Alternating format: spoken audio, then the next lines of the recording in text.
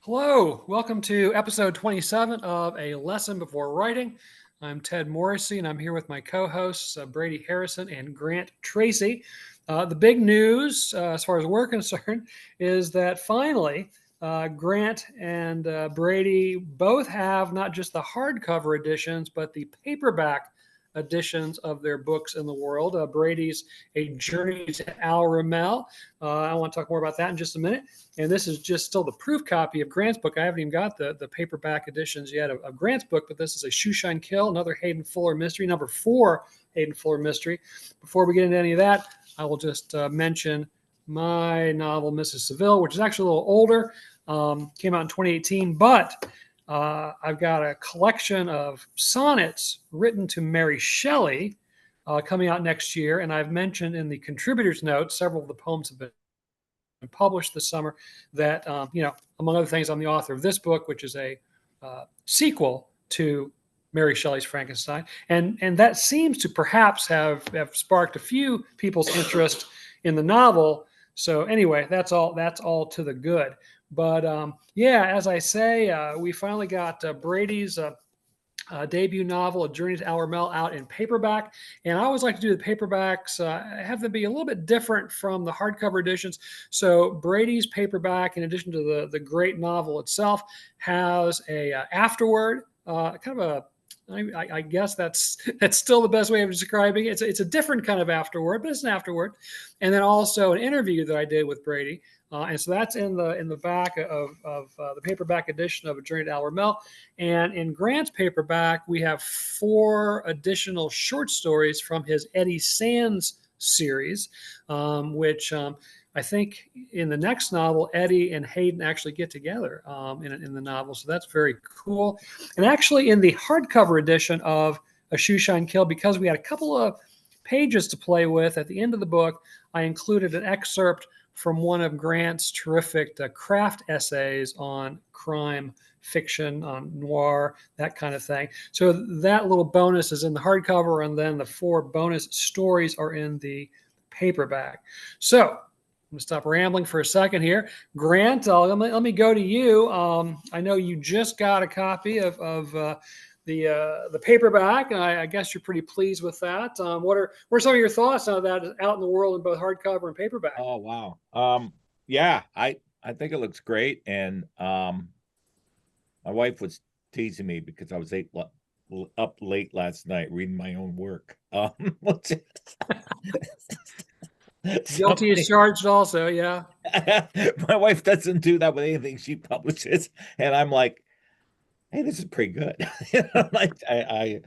Yeah. So anyway, I am super stoked about it. I think it looks great, and hopefully we'll get some traction and some folks will read it. I sent out a blast to a bunch of friends, and got some nice positive responses from that. And yeah, we'll just see. But I would, if anyone out there in virtual land knows how to get in touch with Jen Botterill, send a note to Ted and he can send it to me. I think she would love the book. Also, Ron McLean. Both of them are on Hockey Night in Canada on Saturdays. And I think they'd be appreciative of the book. So I would love to send them a copy. I just don't want to send to CBC and have it, I know what that's like because I get stuff sometimes that just comes in and then you just file it in a big pile. And I want to send it to them personally. So anyone has any ideas or I asked a librarian friend of mine, and he was looking into it, but it was really hard to track down. I think he found out the town that Ron McLean lives in, but couldn't get an address. So some detective work is necessary, I think. Maybe put Hayden on the job. Yes. Well, that's cool. That's fantastic. So yeah, I know we're just really starting to get some traction in terms of trying to get the word out, and there have been a few copies that have been sold of both your books. I checked again today, and a few more have gotten out the door, so that's fantastic. Let me kick it over to Brady. Your thoughts, how you'd be able to hold the paperback in hand. What are some of your thoughts and feelings about the new book? Oh, well, I'm just as delighted as Grant. But before we talk about A Journey to Al Ramel, so a couple of days ago, 3 days ago, I received my copy of A Shoe Shine Kill, and I've been waiting for that book. 72 Summit Series, writers in conflict. Anyway, so I'm 100 pages in, and that in 3 days that doesn't sound like a lot, but I'm teaching this semester a graduate seminar called American Monuments, and right now we're reading and discussing Moby Dick, and then we're moving on to Ellison's Invisible Man, and then on to Infinite Jest. And so I've been reading Infinite Jest, and I also have a novella course. So I'm reading around the clock, but I set that aside for as much as I could in order to read The Shoe Shine Kill. It is so good. It is so Thanks, good. man. So fans of hockey, fans of mysteries, fans of hard boiled, the intersections of all those interests are in this novel. And it's brisk, and the writing is great. And the characters, some of them make your skin crawl, some you're wondering about. Yeah, so no spoilers. I don't know how it goes, but yeah, I'm loving it. So Thank Grant, 3 cheers. Then meanwhile, A Journey to Al Ramal. Yes. Holding this way. So one of the things I was so delighted with the hardcover, we did a wraparound. The dust jacket didn't have the name of the book or the author on the spine. Yeah, we went for the I'm showing journal. it here for anyone. Yeah. So we deliberately didn't do that just to, so hopefully put forward the illusion of it being a leather journal. Yeah. No, and it turned out so great. I just love the cover, and I keep saying to people, like, they say, oh, I saw your book, and I say the cover's great. After that, I don't know, but the cover is so great. But for the paperback, we decided to make it a little more conventional, and I had in mind the Delta of Cassiopeia, and so I mentioned to Ted, like, maybe we could do it up like that. And I think the book it's turned out beautifully, and I'm delighted with the afterword and the interview. So yeah, it's been a real pleasure. I think I'll stop nattering on here, but I think selling books, this remains mysterious to me.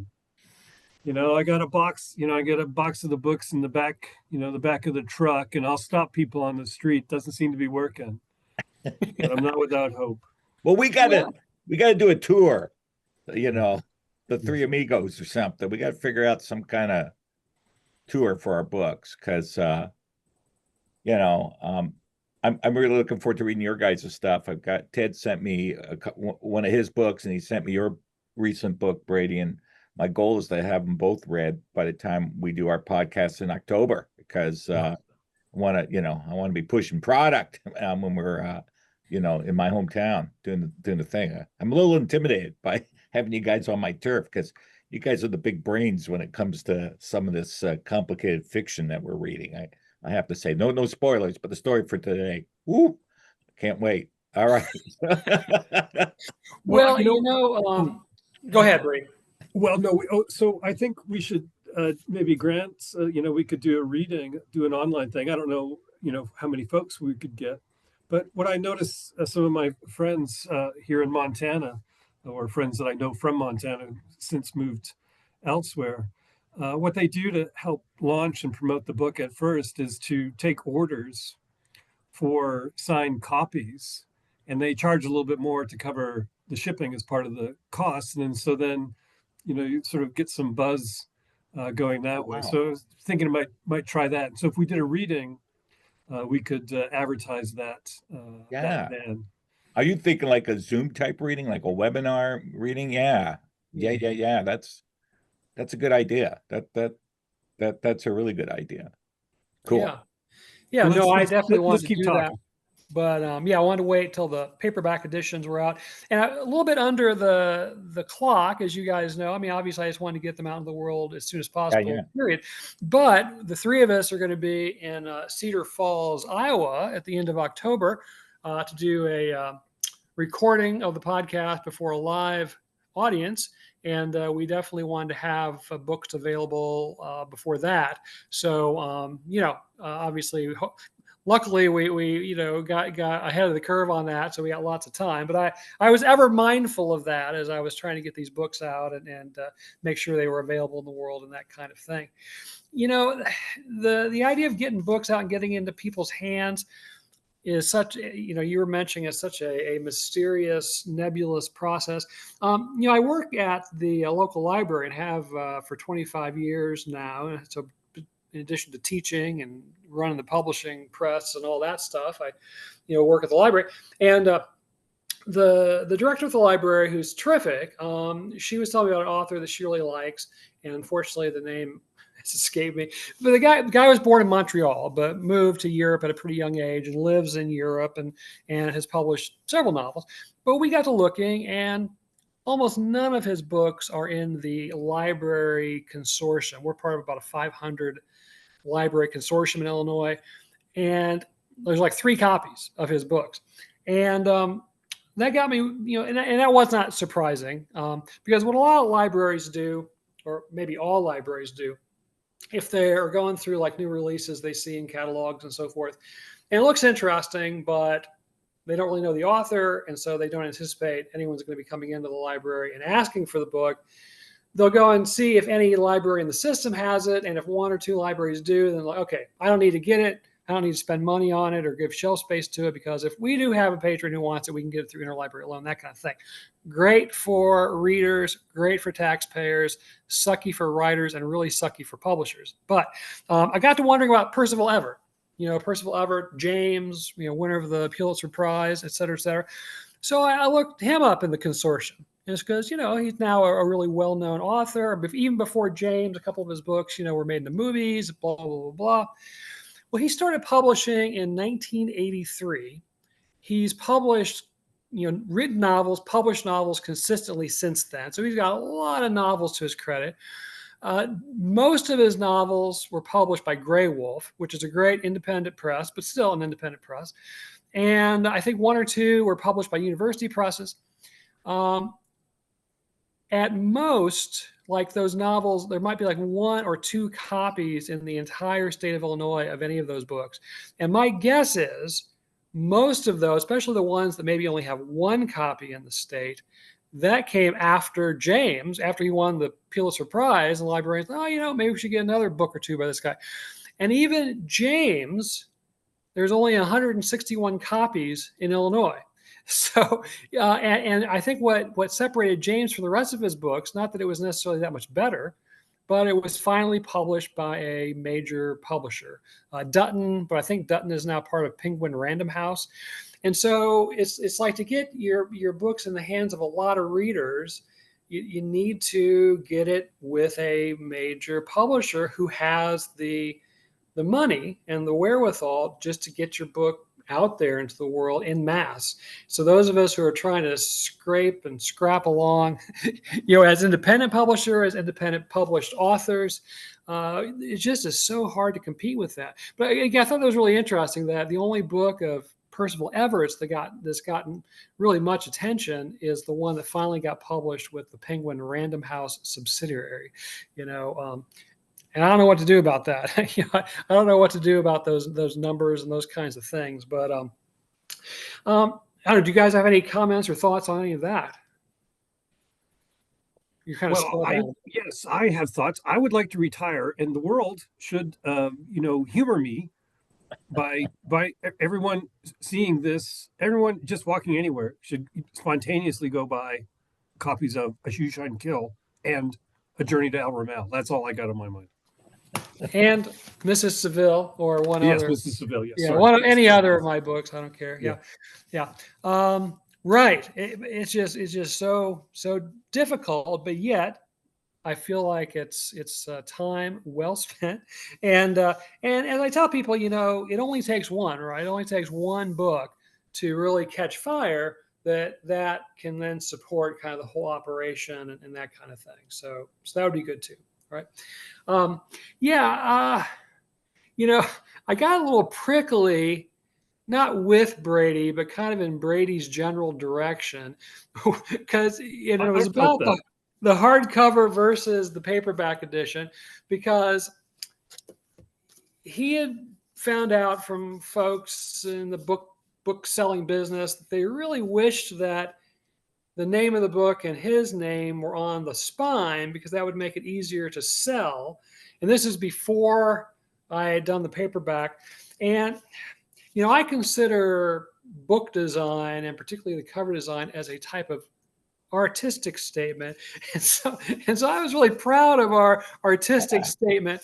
And so, the idea that, it needs to be changed for the paperback for, marketing purposes, that irritated me a little bit. But really what irritated me more was the fact that in the book world, there's such a sameness about the books. And again, as a librarian, I'm dealing with brand new books every time I go in. I work 2 days a week, and one of my jobs is to get the brand new books ready for circulation. So, I have they literally go through my hands before they go on the shelf to our patrons. And there's just such a sameness about the books. The covers look the same, the interior looks the same, and so this idea that a book might have trouble selling because it's different than the million other books that are on the shelves, it just, it's sort of, to me, almost counterintuitive. It's like, shouldn't the book that has a more unique design, a more distinctive design, be more marketable than the ones that look like every other book out there? But yet I know that isn't necessarily the case, but the artist in me would like to think so. I don't know, Grant, what's your sense of that? Obviously, you encounter a lot of books, you encounter a lot of lit journals. Do you get the sense that being unique, being distinctive is not necessarily a plus in the book publishing marketing world? Well, I wish I could come up with examples off the top of my head, but I have noticed recently crime novels that ape the covers of other crime novels. Like there was sort of a joke. I saw a stand-up comic and he was saying, there's all these women novels, mysteries, and the woman's usually walking away from a crowd. And there's so many books like that, with the same kind of imagery. And I'm like, can we come up with something else? And then I'm seeing other books now where it's like, I think I saw that on a so-and-so cover, and I saw that another cover, but as of right now, I can't think of specifics, but it is something I've seen. And we just live in I don't want to get too political here, but we live in a kind of cookie cutter world. That's one of the reasons I hate traveling on the interstate. Every exit ramp is the same thing, the same types of gas stations, the same types of food. But when you go the blue highways, and I did some Route 66 this summer, and so much cooler, yeah, it takes longer, but you get to see parts of America you just don't like. I could be in Kansas, Nebraska, Iowa, Wisconsin on interstates, and it all feels the same every time I get off on maybe the people that are serving me at the Casey's or whatever have slightly different accents, regional accents, but it just feels cookie cutter. Same thing when I go to hockey games. I go to a lot of different venues, and a lot of the rinks just look the same. They got that ring around here that flashes like the American flag or the Canadian flag, and they tell the crowd when to cheer, and the ice dimensions are the same. And it's like, I miss the days of where rinks had character, and I'd like to see more. I'd like to see like the world more like certain baseball stadiums, with the different distances to the outfield, and from Fenway Park to other parks. They're just so it's a big complaint of mine, just how, what do they call that, creeping something, like in New York they don't like when things like a Burger King shows up on a corner, because that's mainstream crap. So anyway, Right. that's my Well, I want to get Brady's take on this, but I have to insert this completely parenthetical thing. I was a sports reporter for 7 years, and so I would go to all these small towns, relatively small cities, and cover all kinds of different sports. And I forget the name of there was some town in kind of southern Illinois-ish, not too far from St. Louis though, that had a really unique ball field where the right field sloped down so much and so severely that if a ball was hit to the right field fence, the right fielder actually disappeared from view. And so then the ball would just come up like from over the hill. I love it. Yeah, I loved it too. It's like, oh my gosh, this is the greatest ballpark in Illinois. That's awesome. You could probably write a mystery, Grant, where the right fielder goes after the ball and then just disappears. Yeah, the What happened body's to nowhere him? to be found. Anyway, back to books, Brady. What are some of your thoughts on the ubiquity of design? Yeah, I've certainly, we all noticed that, like certain colors, certain kinds of fonts, certain Yeah, kinds of curlicues, and so I think if a book is successful, then comes out in paperback or even just on the basis of the hardcover dust jacket design, then five publishers or the next 10 books, they kind of have that feel, right? Like they're trying to whatever the juice was, whatever the attractiveness was of that book, then they want to market and hope that you'll feel that same way about this new book and this other book and this other book. And so yeah, there's a certain sameness. At the same time, there's no series I like better probably than Penguin Classics, like with the black spines and the black yeah, covers and the little bit of Right. there's something like, because that those books are great, so you just can't wait to dive in. And so the covers are kind of cool, like they're like black leather jackets or something. Like they're just, they've hit upon a design that really works. So I, or I even see it, just like, I see it a lot of different ways, but uh, whatever the case, I'm really delighted with both the hardcover and the paperback. Like I think they turned out beautifully. So whatever happens, a little book on its journey, uh, I'm delighted with how it looks and how it presents itself yeah, to the world. Yeah. Yeah. Well, what, not to belabor the point, but I think you're absolutely right, Brady, that when a book is successful, then it's just like in Hollywood when a movie is successful, or probably in any capitalistic venture, then they want to keep repeating the same thing over and over again. But the other factor in that is the fact that there's only like four big commercial publishers left. They've just bought up all of these smaller. So like Dutton, as I mentioned, belongs to Penguin Random House, and as do 30 other imprints. So you've actually got a relatively small number of, say, graphic artists and designers and editors.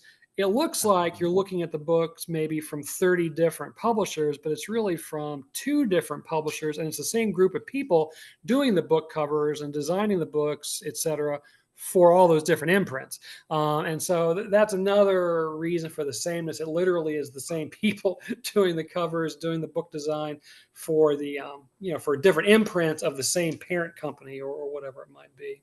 Yeah, but nevertheless, we persist. So I was kind of embarrassed a few days ago. I made a faux pas, which I haven't made maybe ever. I had this really kind of weird story, the poet in room 12, and it was published a couple weeks ago by Poetry is an English magazine, which I was very happy about. Well, as you guys know, when you've sent something to several different editors and it gets accepted, you have to go immediately. And for me, it usually is immediately. I mean, I'll stay up late going through and sending emails and withdrawing the story from other editors and blah, blah. I always have this fear that, like, if something gets accepted, at night when I see the email, and if I don't go and immediately withdraw it, the next morning I'll wake up and I'll have three other acceptances on that same story or poem or something. That's wishful thinking, I know. But so anyway, I go and I withdraw.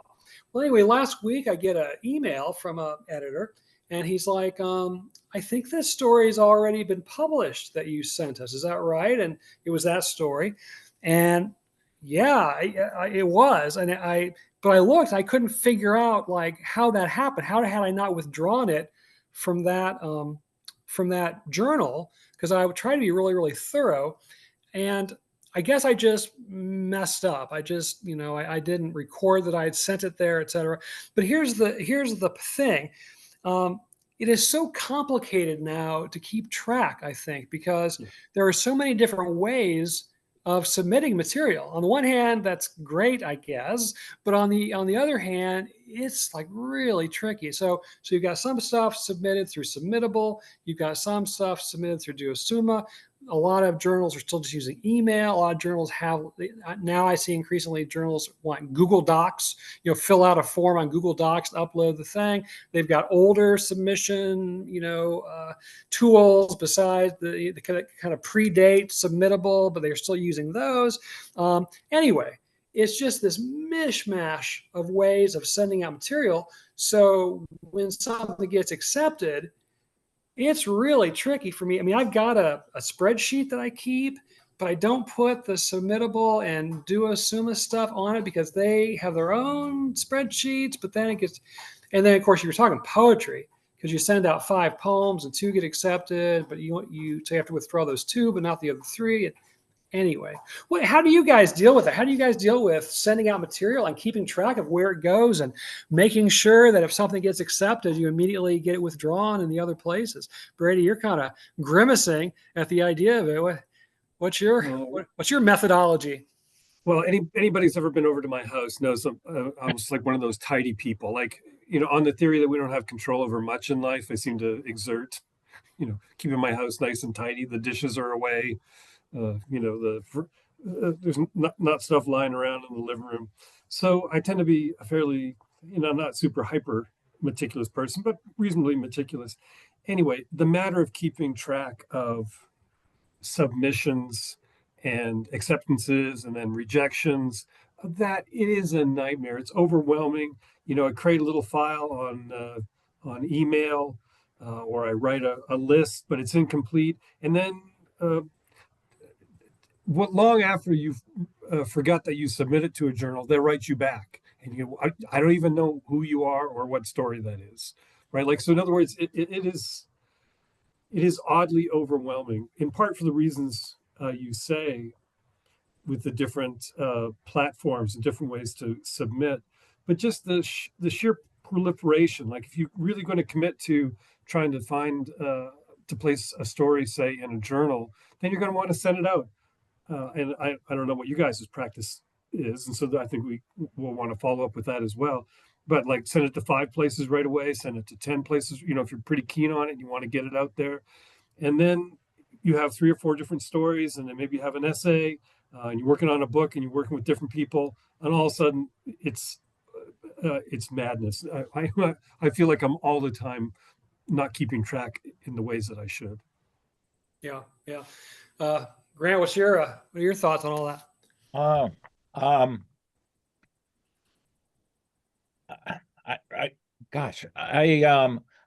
don't really, not to be contrary, but I haven't really had that problem because I only send out like 3 at a time, and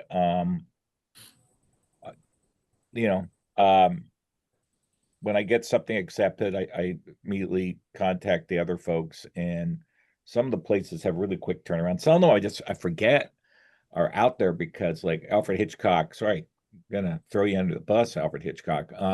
They take over a year sometimes. Like twice they've taken over a year to get back to me on a story I sent them. And they say 6 to 8 months on their thing. And frankly, I got like a nice quasi rejection letter that I think was the tier above just the standard one. It was like, want to see more of your work, a little bit encouraging.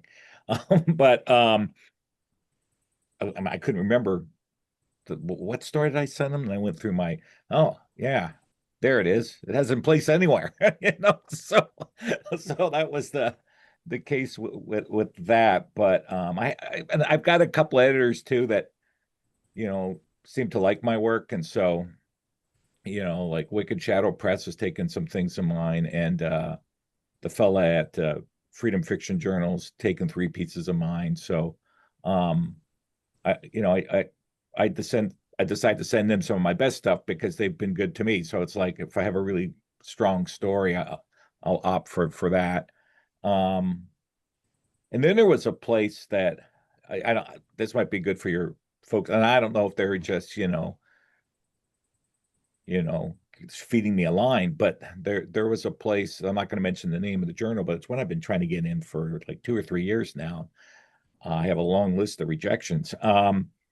But I got a piece accepted elsewhere, so I pulled it. And then one of the editors, she said to me, "Congratulations. We'll make sure next time you send us something, we move it up in our queue." So I thought, whoa, cool. So that was kind of nice. And I am going to keep sending to them because I really like their journal. It looks like a book. It looks like the way they publish it. It looks really sharp, and the stories are pretty cool, and it's very neo noir. So anyway, but yeah, I think this is really, sorry, Grant, cut you off, but I yeah, think this is really great information for our auditors and viewers, right? Like, how do you, like, what are, first you have to write the thing, yeah. then you have to, place the thing, depending on what your ambitions are. And if you got an agent, everything depends, Ted talking about big presses, but like, we're kind of still, in the trenches, and we're still, we write a story, we send it out, like in the good And old one days. of the things I do too, Brady, is as an editor, I don't really read cover letters, Mhm. but I read them if I'm on the fence about something, or if I take something from somebody, and then I go through the cover letter and I see some journals. I'm like, I don't know what this journal is. And then I go search it out. And I'm like, ooh, maybe they'll be interested in my work. And I've had that work for me where someone will mention they published here, and here. That's how I got in Tough a few years ago because someone else had published in Tough. I'm like, what stuff?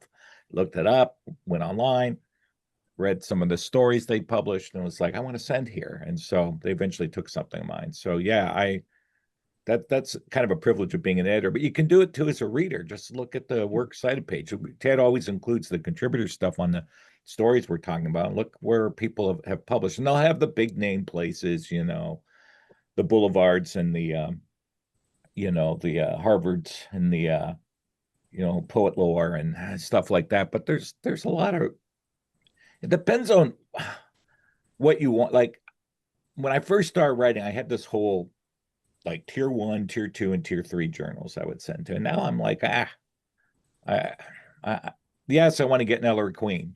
Yes, I want to get an Alfred Hitchcock, but I don't really play that game like I did when I was in my 40s. And now it's just like I got a story. This editor's been good to me. I'm going to send them my best stuff instead of, ooh, I'm thinking I'm going to send that here because they're so prestigious. It's just kind of how I feel about it. You mentioned something, Grant, that made me think. You talked about how you've got a couple editors out there who seem to really like your work, so you keep sending it to them. I've been in this thing where, like, if I get something accepted by a journal, I'm really hesitant to send them something else Hmm. because now I've got like this warm and fuzzy feeling about this journal and this editor. But then if I send them something else and they reject it, it's like finding out that you're not like their best date or something, and it's happened to me. I've Yeah, had it a couple of times where I've sent, like Southern Humanities Review, I've mentioned a couple of times. Really nice journal. I was really proud to be in that. And so I really hesitated, but a couple of times in the last few years, I've sent them something else, and they've rejected the other two things I've sent them, and now I don't feel really not nearly as as warm and fuzzy about Southern Humanities Review. And so I really, and also if I know an editor personally, like I've met them through a conference or something, wow, that's really risky because then you're actually putting like your social connection on the line, and it's happened. I've got a couple of people who I know personally who I've sent stuff to, and they've rejected it, and I don't feel the same about them as I did before. I'm just going to admit it. And so it gets tricky that way. It's like yeah, you've gotten something accepted, so you want to just keep this pristine feeling about the journal. You don't want to keep sending it to them. Yeah. yeah. I totally hear what you're saying, and I've had the same thing happen. Well, I mentioned Tough. I sent like 3 or 4 pieces, never got in. Then I sent one, and he took it. Rusty, I think's his name, and he hasn't taken anything else from me since. But and I've said several things, but um, I like the journal. Well, he calls it a blog, but it's a journal to me, and yeah, so I keep sending stuff, figuring, I'll strike again. But I know what you're saying. And there's some people who can be your friends, and they're just, I don't know. Steven Schwartz is like that. And he's a great guy. I love him. He's like one of my favorite writers and one of my favorite people. But if he doesn't like it, he don't like it. It doesn't matter how personal a friendship you have. And he blurred my book, and he's rejected me in the past. And it's like no hard feelings, because I know that's him. And I know he separates out those things. It's not personal. Oh God, it's not like I'm the Godfather. It's business, but but yeah, he's but I know exactly what you're saying. You don't want to ruin that good. And then there's a part of you that's like, well, I don't want to be just getting in there because we're friends. You know what I'm saying? Like, so I want to prove myself, and so I want to try other journals. But in the crime field, there's just not that many that I'm crazy about, and so I have a smaller orbit, and I haven't really tried, except for the Americana one. God, I always screw up the title. Let me check in my book here. Let me get this right. The Museum of Americana? Yes, Museum Americana, a literary review. That's the only place that's like a more of a straight lit mag that's taken one of my crime stories. And I sold it in the cover letter saying this is a literary story that reworks Raymond Chandler's The Big Sleep. And Chandler's, he's seen as a literary artist as well as a crime writer. And they took it, and the person that took it, said something like, "Oh, we should publish more work like this," blah blah blah blah blah. So that was a nice thing, because like crime lit hasn't quite got in the door the way spec lit has. We have all this wonderful spec fiction that's hybridized, and I'm still trying to, I didn't get into AWP 2 years ago with a crime panel. I had some really good people on that panel. A woman who writes lesbian crime stories featuring a nun, and a fellow that has a black hero. He's an African American writer, and I got bounced from LA, and it would have been ideal and I just don't think it's, they had 2 panels on crime writing, I think, out of the whole conference, and I think it's still a area that the ceiling's not very it's a closed ceiling, and I'm trying to bring about, that's why I've been writing those crafting crime pizzas. I want to get a discourse out there that says this is art too, it's not just entertainment. So anyway, my options are smaller than for and maybe I should do what you do, Ted, where you've repeatedly said on the show, I send out excerpts from novels without making them self-contained, and people seem to take them. And maybe I should think more of sending, I don't know, Georgia Review, a crime story. Well, I think like with a Shoeshine Kill, I think each of the chapters has a sort of standalone narrative quality. I mean, now you can't send them out because Yeah, they're no, published. But yeah. I think yeah, I mean, I particularly like the first chapter of A Shoeshine Kill. I mean, with the hot dog cart getting run over and all the stuff that happens. I mean, is an action-packed chapter, and it does have a sort of a conclusion at the end. It's not a wrapping up the whole book kind of conclusion, but I think your individual chapters in your novels all have a sort of standalone narrative quality. So yeah, going forward, I would say don't hesitate. All right. Yeah, Brady, what are your thoughts on warm and fuzzies versus risking that feeling to send to an editor who's published you before? So I've been fascinated to listen to the conversation, because my operating practice, my SOP, has always been that once a journal accepts a piece, that friendship has been solidified and launched, fixed in the firmament, and I never submit to them again. Yeah, well, that's kind of how I feel. Yeah. Yeah. So, and for example, the literary journal, there's an undergraduate literary journal here called The Oval, and then there's a national journal, Cut Bank, that is edited by the graduate students, but they change every year. I mean, the MFA program is only 2 years, and so there's no. I think for a lot of journals, particularly those attached to universities, there's there's no time to have a relationship with an editor. So I think if you had something accepted, one could easily in 2-3 years submit again, and you are as if a stranger. to Right. them because everyone has moved on. So, but yeah, no, my practice has been, there was a lovely little journal at Oxford in England. I like to say that. And they picked up one of the stories that ended up in the term between, the story of the Pintlers is one of my favorites in there. And I was really grateful. And, I had such, I have such affection for that journal. I dip into it, it's real eclectic. It covers a lot of stuff. But I've never sent to them again because, we had our fling, and You'll always have Paris. we'll always You'll have Paris. you'll always have Oxford.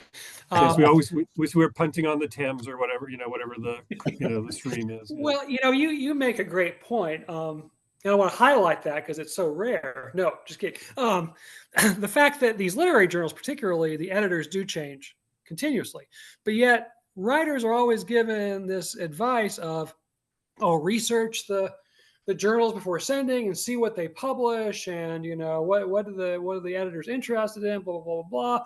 But like as you point out, by the time a journal comes out and people research it and read it and blah blah blah, that group has probably moved on.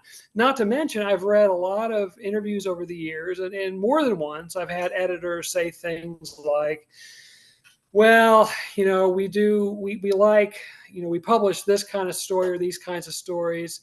And so then they'll just get flooded with those kinds of stories to the point where they're no longer interested in that kind of story because they've now seen 8,000 of them. And so it's the story that's a little bit unusual, or maybe a lot unusual, that really catches their attention. So in some ways, the people who didn't do any research and had no idea what they published, maybe a couple of steps ahead because they're sending them like fresh material or whatever. So I think it's just really hard to try to anticipate what an editor might like based on what they've published before. And as you say, you don't even know for sure if it's the same editor or not. Plus, I think with a lot of these institutional journals, the people who read them, who like the first level readers who pass it on up the chain, those are definitely different people than who maybe you've worked with in the past, who's the editor or something. So yeah, it gets really complicated, I think. Yeah, I like to. I'll just weigh in and maybe not to take things over, but we'll switch over the story. But I like it when, like on a little blurb for a journal, they'll say representative writers that they've published, and it'll be like, Toni Morrison, Ray Carver, Joyce Carol Oates. Yeah, well, anybody, if you got a story from Ray Carver, you were going to publish it. If so, you published something by Joyce Carol Oates, who's published in every single journal that was ever. I mean, she has already published in journals that don't exist yet. That's No, it's true. Yeah. right. So Yeah. So talk about not helpful information. Yeah. Well, yeah, I have other things I'd like to throw out there, but I think you're right. I think we should probably move on to our featured story, partly because I do need to keep this episode, as you guys know, a little bit tighter than we normally do. I may have to rush off for a family situation, a good one, but a family situation nonetheless. So yeah, each episode we have a featured short story that we talk about from a recently released literary journal, and I sent you guys a story from the. Well, it's 39.1, but it's the winter 2025 episode issue rather of Boulevard. Really, great journal. We've done a Boulevard story or two in the past, and this particular story, one of the reasons I kind of caught my attention to begin with was that it is the winner of the 2023 short fiction contest for emerging writers. And let me just stop there. Notice that it's the 2023 short fiction contest, and this is the 2025 issue. And we've talked about this before, that one of the drawbacks to sending stories to really prestigious journals is that it can easily take a couple of years for them to publish the piece. And so, that's a long time to wait to see a piece come out. But anyway, the story is titled To Believe in the Ubiquity of Animation by Mary Elizabeth Dubois or Dubois. I'm not sure how Mary Elizabeth says her last name. It is a different sort of story than what we've done in the past. We've done a whole variety of stories. This may stand apart. And so let me just kind of read the opening paragraph and then let you guys have at it in terms of what your thoughts are on To Believe in the Ubiquity of Animation. Again, winner of the 2023 Short Fiction Contest for Emerging Writers in Boulevard. It begins. 91 days had passed since we had seen another human being. Anna was building a set of 12 dining room chairs. I worked at the upstairs window, looking down at her building the chairs. A repetitive cycle of events happened every day. Breakfast, apples usually, thespian objects falling to the floor like coffee spoons and sunscreen. Then we'd settle into the solitude of work. The house moved day and night audibly. I sometimes smelled a perfume. We didn't wear perfume. Mid-afternoon, we ate nuts and berries and swam in the pool. Then Anna made repairs. I did chores. At sunset, dinner. Beef and pork from the large freezer, smoked salmon, fruits, vegetables, and herbs from the garden. When the silverware was crossed on empty plates, night would fall. Planets, then ghosts. Once a week, we drank wine or had sex. There was a portrait in the attic that interested me. I'd seen it once when we moved in, and I thought about her as I worked. She was wearing a black shawl that covered her body, her head and body, revealing two blue eyes. Anna's grandmother, Miranda. We believed in the ubiquity of animation, in thought and object. This kept us involved with the house and with each other. Okay, so as the story goes on, we find out in dribs and drabs that this couple are staying in this house in Maine just for the summer, basically. Come fall, they're going to go back to their quote unquote real lives. And the narrator is a English professor kind of person, English teacher. And but yet, throughout the story is very, I would call it kind of hallucinatory. There are images that come and go. Things kind of make sense, kind of don't make sense. Past memories intrude on the present. It's very symbolic. It's very imagistic. And by the end of the story, quite honestly, it's hard to say what has happened. There's a lot of philosophical threads that are kind of woven throughout the story as well.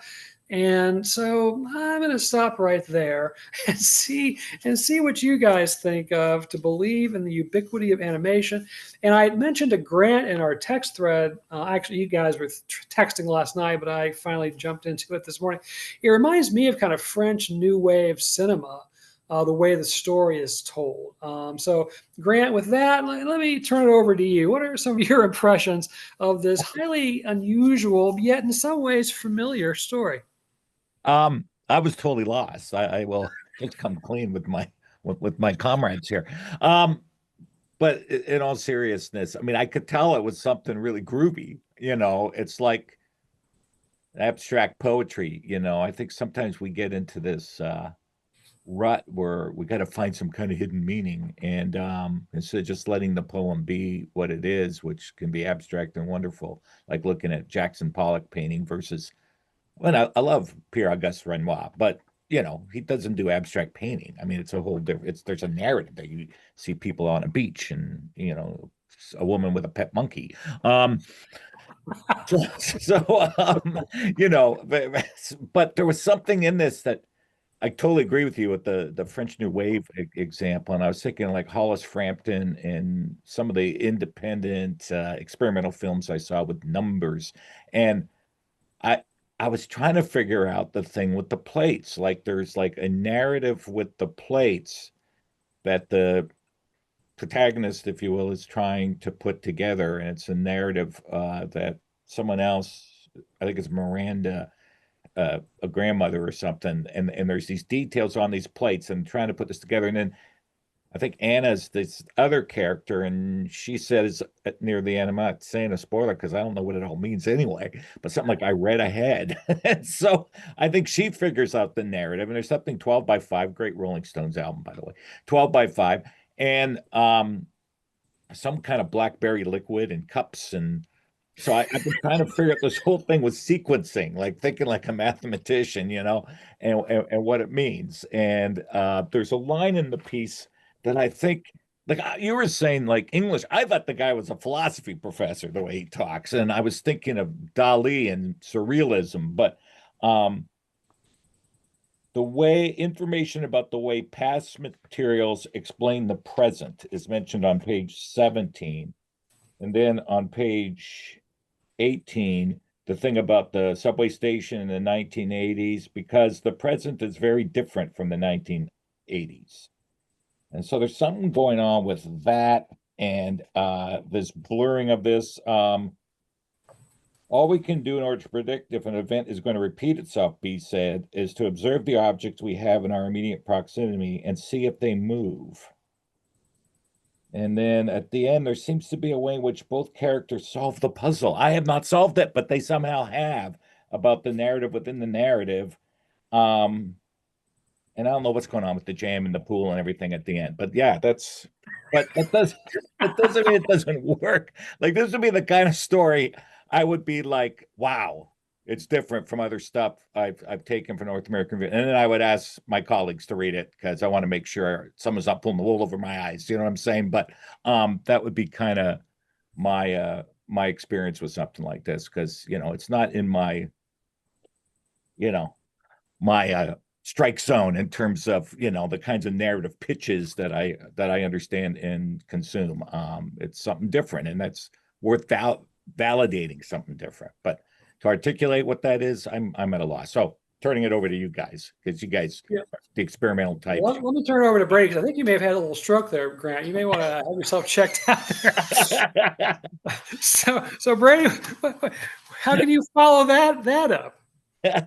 Well, yeah. So first things first. No jokes about strokes at our age. Yeah. No. Yeah. I retract that statement. No. So I mean, you guys know I like a story that puts pressure on the reader. Maybe written one or two of those, and so I enjoyed that. And one of my strongest reactions to the story is it was kind of liberating to read the story, in as much as I don't have to make up my mind about it, because I'm just encountering it. Like, this is a story I'm going to have to sit with and think about. And so, I read it last night a couple of times, and I share Grant as, rather puzzled by what is going on, but I liked it, and I liked the language. And you guys were talking about French cinema. It's funny, we all had a sort of cinematic response, but I was thinking more of like German expressionist films. And it's not exactly, the story is not surrealist, but it has some touches of that. And so one of my primary takeaways is that I found this myself, my reading experience, I found this a really kind of icy story, a kind of cold and detached story. And I was really taken by the language and the pronouncements. And I love the idea of these plates and dishes and cups as a kind of narrative within the narrative, as Grant pointed out. But what is the sequence of the story? Like, you could move them around. It could be 1,000 stories with that many parts. It's seen as one of those infinity puzzles. If you start moving them around, there's really, mathematically, it's astonishing the number of possible stories. So yeah, so it's a strange story. I don't feel compelled to say anything smart about it. I need to think about it. And then just a couple of lines. The one Ted has already read it, and Grant, you also read a line, but I'll just. We have the title on the first page, on page 11. We believed in the ubiquity of animation, in thought and object. Yep. All right then. And then this is just another one, and the story is there's numerous examples of this.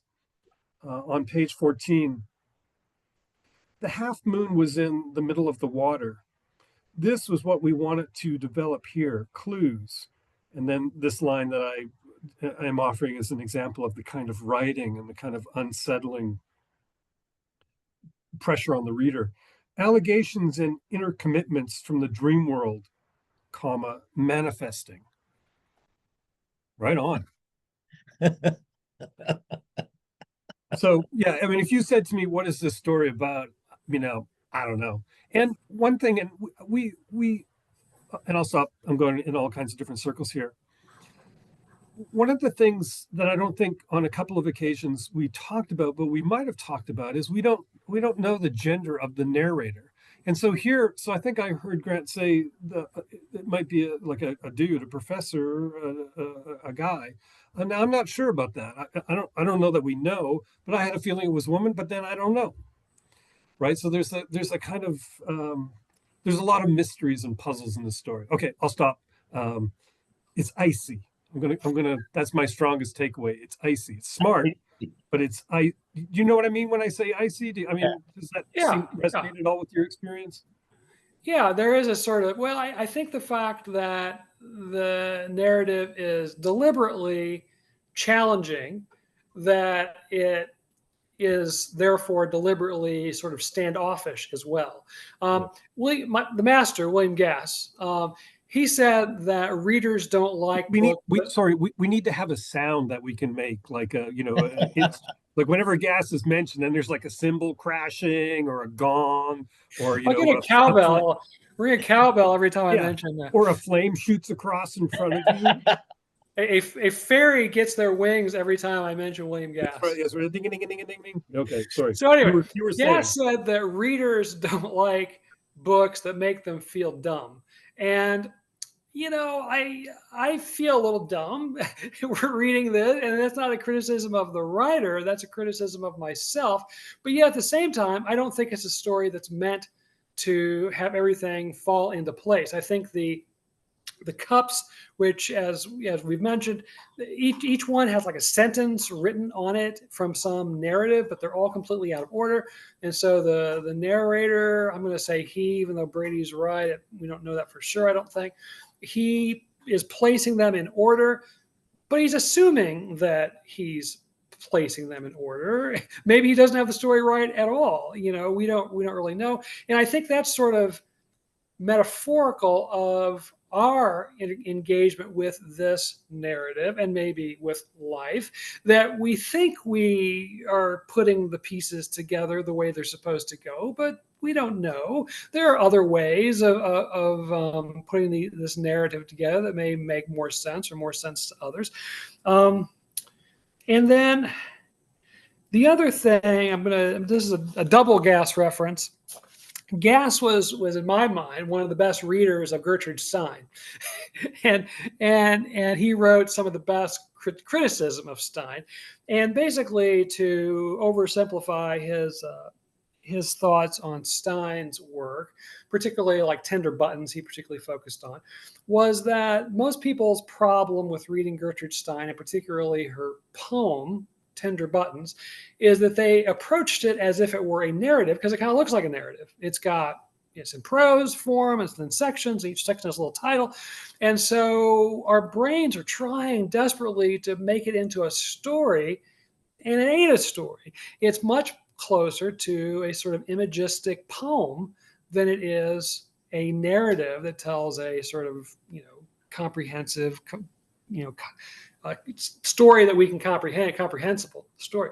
And I think that this story, that what we're talking about, has a little bit of that going on, in that we need to approach it almost more like we would approach a poem than we would necessarily a typical short story. And we're looking for images, we're looking for repetition of images, we're looking for, those sort of abstractions that we are used to encountering in a really good poem, but we aren't necessarily used to encountering, at least not to this degree, in a story. So I think that's part of what's going on here. What are your thoughts about that, Grant? Do you think if we approach this almost as we would a poem more than a short story, that it might help a little bit in terms of our dealing with it? Yeah, absolutely. That's why I was mentioning like an abstract painting versus a Renoir, where a Renoir painting has like a narrative to it. People at the beach looking out at the water, and you see boats, and you see women in, Don't forget the monkey. and don't forget the monkey.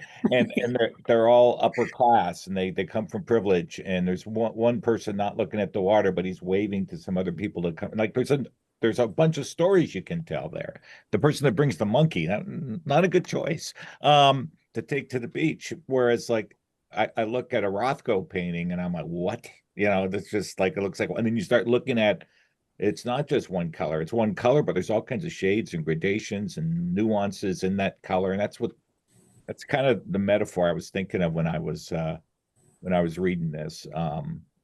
Most definitely, and I agree it's not surrealistic, but I couldn't help but think of On Chien Andalou with the slicing of the eye and the incision in the sky and something with the moonlight coming permeating through. And I'm like, yeah, there's these moments where the language takes on experimental fictive qualities.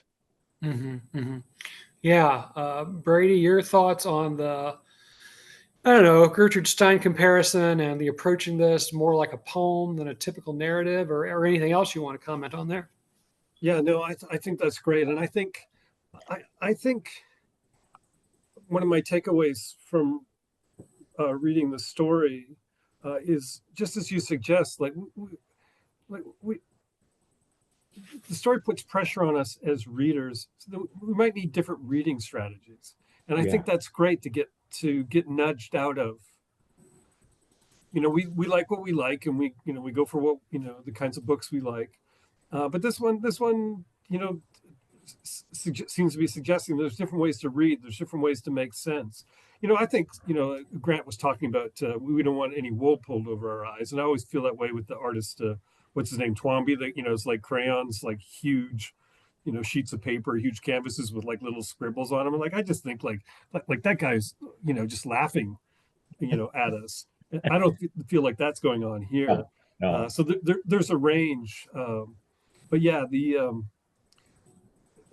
to get outside of your comfort zone and to think about how else we might make sense or how else we might experience something as readers.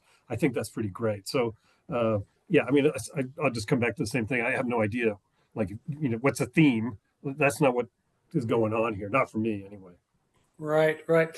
Well, yeah, and there are bits and pieces that seem to be wanting to be connected to things like for example, there's the business of there's a lot of holes, literal holes in this story, and one of them there's a hole near the pool that the chipmunks disappear into, and Anna's going to put a rock in front of the hole, which has a sort of Jesus, rock in front of the tomb feel. And then later she disappears, Anna does. Oh, by the way, this story is available online. I checked, and Boulevard has it published online in addition to the journal itself. The print journal, so you can go read it for yourself. But there's I don't know, there's references that want us to connect the dots, or trick us into trying to connect the dots between like a biblical narrative of Jesus's crucifixion and resurrection, but it's about chipmunks. But then at one point there's angels flying across the pool. so there's little bits and pieces that draw us into trying to make sense, and maybe if we keep working at it, they will make more sense. But I tend to want to believe at this point anyway that it's more about this idea of, we're all these sort of sensory apparatuses and we're taking in data points, but we're not all taking in the same data points. And therefore, we're not all seeing the same story. We're not all seeing the same version of reality. And I was actually thinking, Brady, of you as I was reading this, about your interest in quantum physics and how do we really even know what reality is and so forth. So I don't know, any of your quantum physics readings, did that intersect in any ways with some of the stuff being talked about in here, or not necessarily? Oh, well, Well, now that you mention it, yeah, no, I mean, no, not yet, because my experience, as I say, my experience of reading the story was just trying to get some bearings and to see if bearings could be gotten. And so yeah, and so I suppose in that sense, with quantum particles aren't said to be anywhere unless somebody looks to see if they can find them. Then the wave function collapses. I wouldn't go so far as to offer that reading on the story, but Yeah. yeah, Well, right. Let me before I forget. Let me go ahead and give you Mary Elizabeth's contributor's note. And again, it's Mary Elizabeth, either Dubois or Dubois. Currently lives in Berlin, where she is a graduate student in cultural studies there at the name of the university. I'm not going to embarrass myself by trying to pronounce.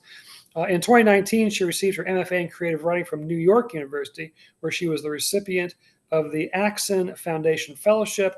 Her writing has appeared in Chicago Review, Joyland, American Cordata, and elsewhere. And this is, I think, particularly interesting. Her research interests include material cultures, the history of philosophy, genre flailing in political writing, and 18th century Germanic aesthetic theory. She grew up in Southeast Texas. And if you go to her, she has a website. It's maryelizabethdubois.com, I believe, although there isn't much more information there than what I just read you. She's got quite a bit online in terms of things she's published, but not a lot about her, not a lot of photos, just two or three photos I found of her online. But, it's an interesting combination of interests in terms of material culture, in terms of the history of philosophy, because I think we see that. I think we see those elements in this story.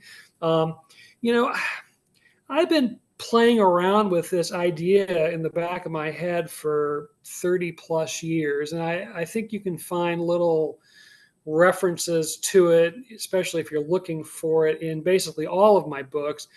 And it's this idea that a book, a text, has a consciousness. It has it's a kind of living being almost. And part of what we are doing when we read is kind of tapping into that living consciousness of the book.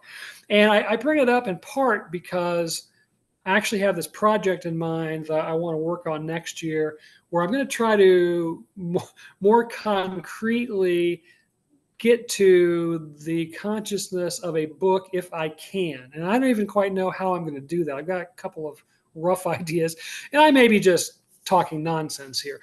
But it seems to me that part of what this story is about and this author is about is this idea of consciousness and physical objects having a kind of consciousness of their own. And I know there's some theorizing out there about that. So what we think of as inanimate objects, lifeless objects, if you will, that's just one way of viewing them. They all have a sort of animation about them. I mean, if we look at like physics at the subatomic level, supposedly, there's everything's made up of things that are moving and blah blah blah blah blah. So anyway, I wonder about all that. If part of what's happening here is getting at the idea of the of objects having a sort of consciousness. I don't know, Brady, you're kind of nodding, so I'm going to go to you, even though I just talked to you a second ago. Are you familiar with any of that sort of theoretical sure. stuff? Yeah, meeting the universe halfway. The physicalness of creation. I often thought that consciousness is a field. That it's apart from us. Or I mean, I have no reason, no way of testing that, and no one cares that I think that. But I know I love the way you're talking about it. In particular, when we talk about books as we're sort of discovering in part the mind of the writer, but set that aside and talk about it in the way that you're talking about it, Ted, as a kind of consciousness or a kind of living a living creation, a living creature all by itself. I like that very well. So I look forward to reading whatever theorizing you able to do with it. Okay, Grant, what are you thinking?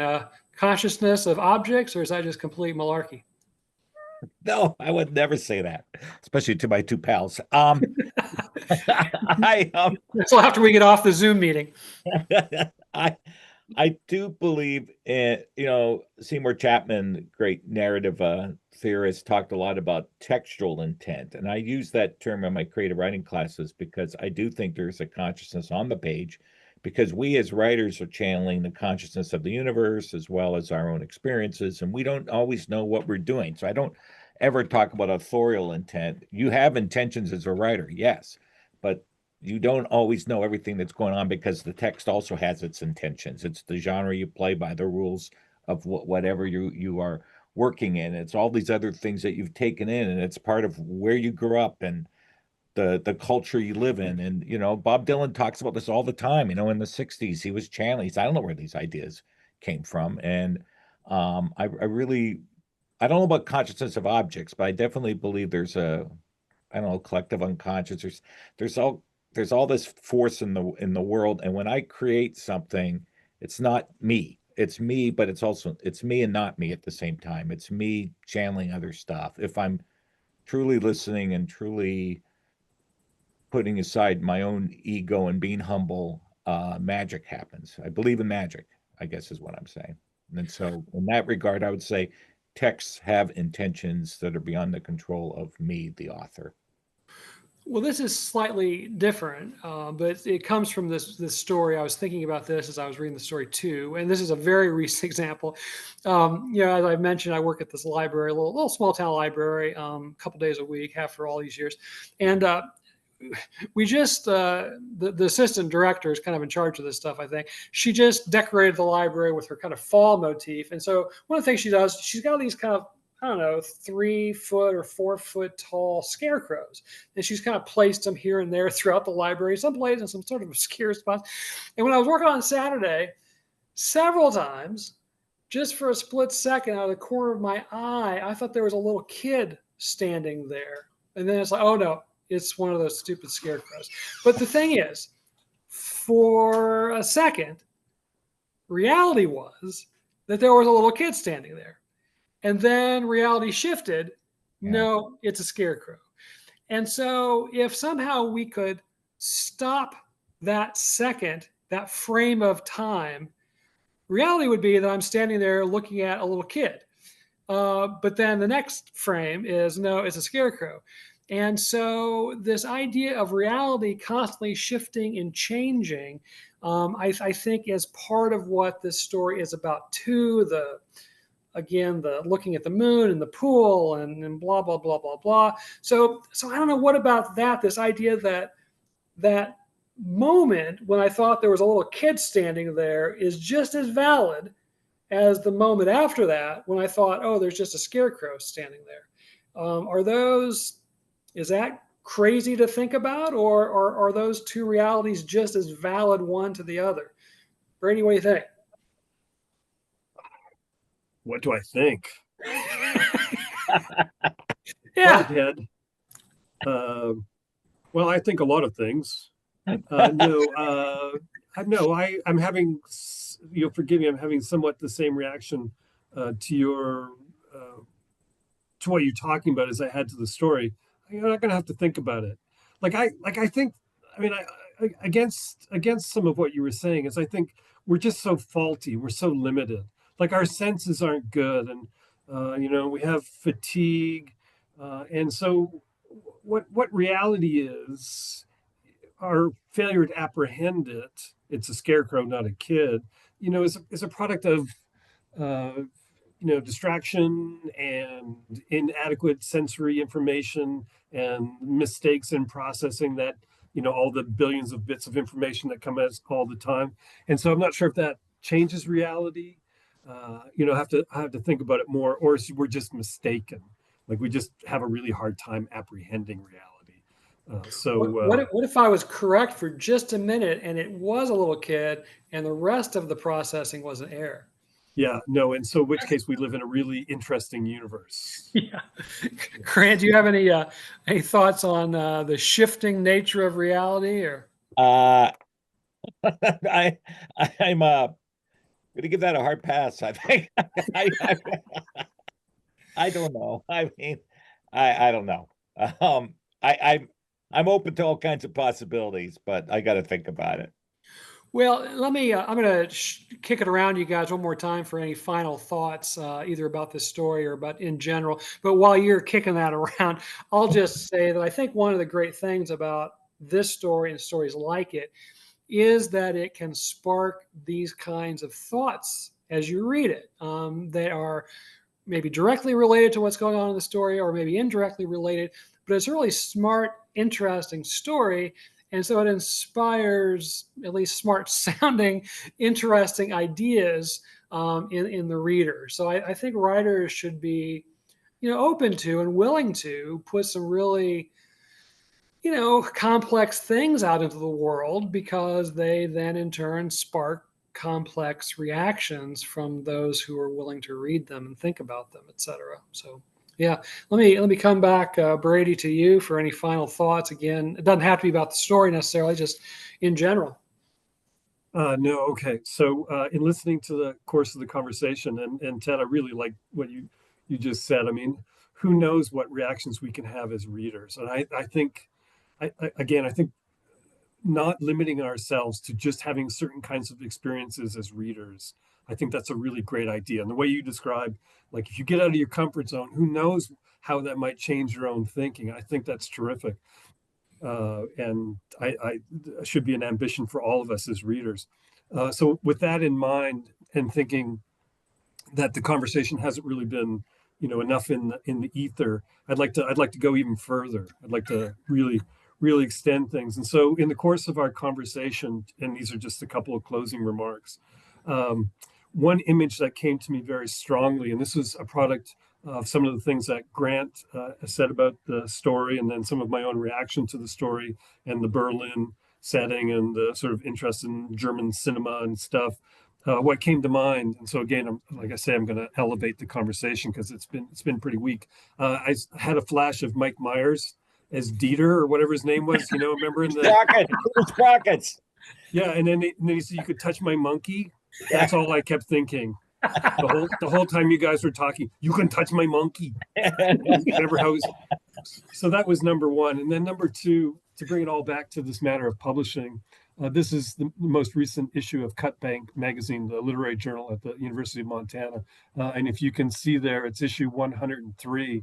So a lot of, there's a lot of great journals out there. There's new ones that come online. There's well-established ones. And I love, and this is by my way of closing remarks, I love Grant's way of proceeding that. Sure, you might want to get into Michigan Quarterly. You should aspire to that. And a couple times in your career or 100 times in your career, depending on who you are, you can land that. But there's a lot out there, and it's so much fun to get your stuff into print, and it's so much fun, to write the stories and then send them out and hope for the best and hope they have good lives. So yeah, try. There's well established long term, and there's new, and try them all. There you go. Yeah. All right, Grant.